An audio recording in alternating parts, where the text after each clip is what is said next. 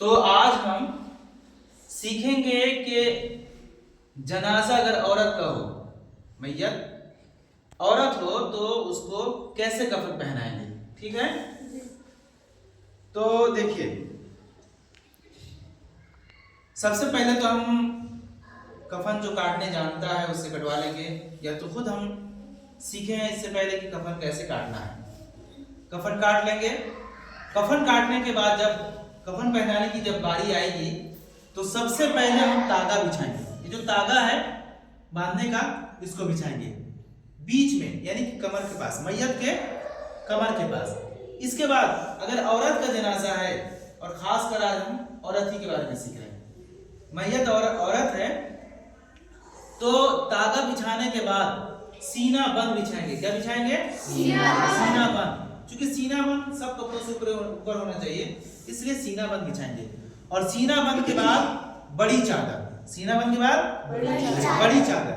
बड़ी चादर इंसान से, यानी जो मैयत है उससे 3 बालिश या 4 बालिश ज्यादा होना चाहिए। बड़ी चादर की जो लंबाई होगी, वो जो मैयत है उसकी जो हाइट है, यानी कदम से लेके सर तक उसकी जो हाइट है उससे 3 बालिश या 4 बालिश ज्यादा होनी चाहिए, यानी कि इतना कि उसको आगे और पीछे से बांधा जा सके बड़ी चादर को। तो सबसे पहले सीना बंद बिछाएंगे, इसके बाद बड़ी चादर बिछाएंगे। बड़ी चादर के बाद लुंगी बिछाएंगे, जिसको इजार कहते हैं। क्या?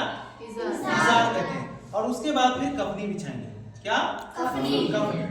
कफनी बिछाएंगे। कफनी के एक पल्ले को हम खोल के रख देंगे। ओढ़नी यहाँ पर है, कफनी के नीचे यानी कि आधी पीठ तक हम इस ओढ़नी को रखेंगे। ठीक है, इसके बाद कफनी जब हम पहना लेंगे, कफनी पहनाने के बाद मवाज़े सुजूद, यानी सजदे में जो जगह जमीन पर लगती है वहां पर हम काफूर बनेंगे, यानी कि कपूर बनेंगे। बारीक कर लेंगे कपूर को पहले ही से। कपूर बनेंगे यानी कि पेशानी, नाक, ये घुटना, पैर, हाथ, उसमें काफूर बनेंगे। काफूर बनने के बाद औरत के बाल के 2 हिस्से करेंगे और सीने पर रख देंगे। औरत के बाल के 2 हिस्से करेंगे और उसको क्या करेंगे? सीने पे रख देंगे। इस तरह से सीने पे रख देंगे। और ये जो कफनी है इसको मोड़ेंगे। अगर कहीं पर कफनी का कपड़ा जो है छोटा होता है और कहीं पर बड़ा होता है तो उसको जो है इस तरह से पहले ये जो मैयत है उसका ये क्या है? बायां से मोड़ेंगे और इसके बाद दायां से मोड़ेंगे। ठीक है ना? लेकिन कफनी से पहले हम इस दुपट्टे यानी कि ओढ़नी को ओढ़ाएंगे। तो उसको मिसले नकाब, जैसे निकाब पहनता है औरतें, जैसे निकाब पहनती हैं, वैसे मिसले नकाब की इसको सीने पे लाके डाल देंगे। कैसे?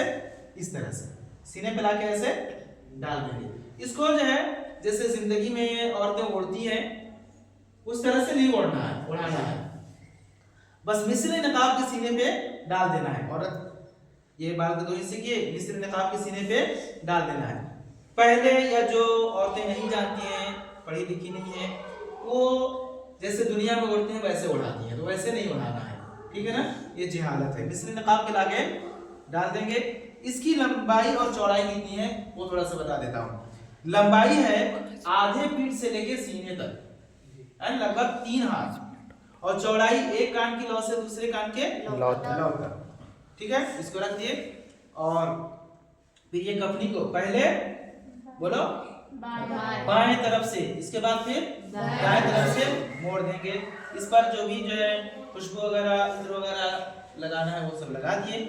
ठीक, इसके बाद बदस्तूर फिर क्या लपेटेंगे? तो कौन सा कपड़ा है?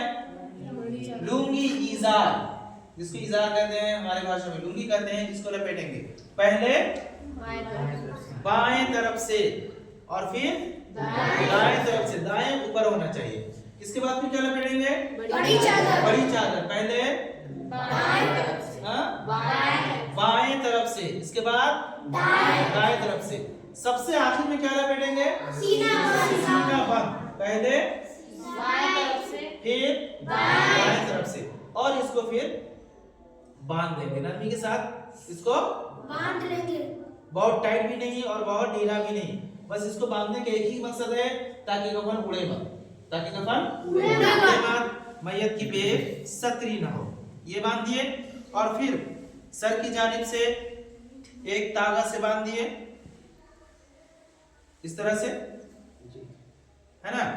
ऐसे बांधेंगे कि कब्र में आसानी के साथ इसको खोला जा सके, ठीक है ना। कब्र में जरूरत नहीं पड़ती है, उसको खोल देते हैं, और ना भी खोले तो भी ठीक है, लेकिन खोल ही देते हैं क्योंकि वहां फिर कपड़े उड़ने की कोई बात ही नहीं होती है। इस तरह से ये बांध दिए, आगे पीछे और सीने के पास बांध दिए। खास बात इसमें यह है कि औरत के कफन में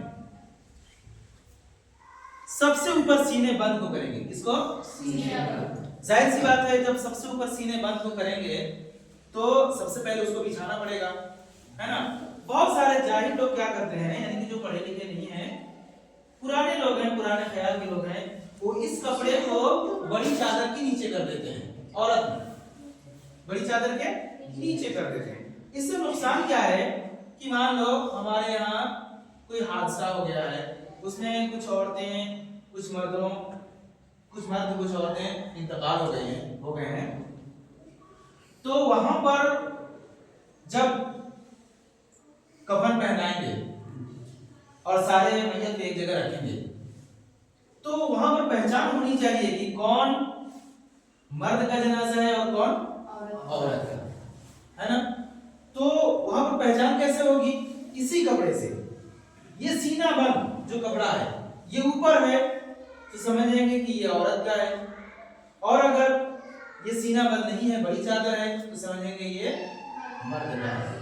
तो औरत और मर्द की पहचान के लिए जरूरी है कि सीने बंद को सबसे ऊपर किया जाए, ठीक है। आप लोगों को समझ में आ रहा है?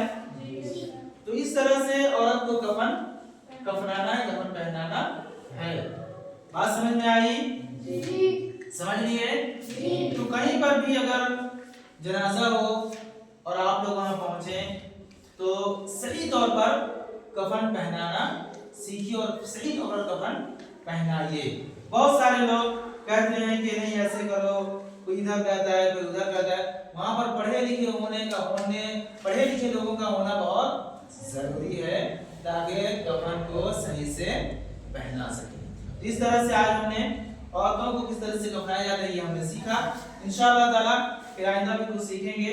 तो हमारे नाज़रीन से गुजारिश है कि जो मैंने बताया अगर सही हो तो ठीक है, और कहीं पर जैसे इंसान है ना, गलती हो जाती है, तो कहीं पर गलती हो तो हमारे नाज़रीन कमेंट्स में बताएंगे कि यहाँ पर ये गलती हुई है, ठीक है।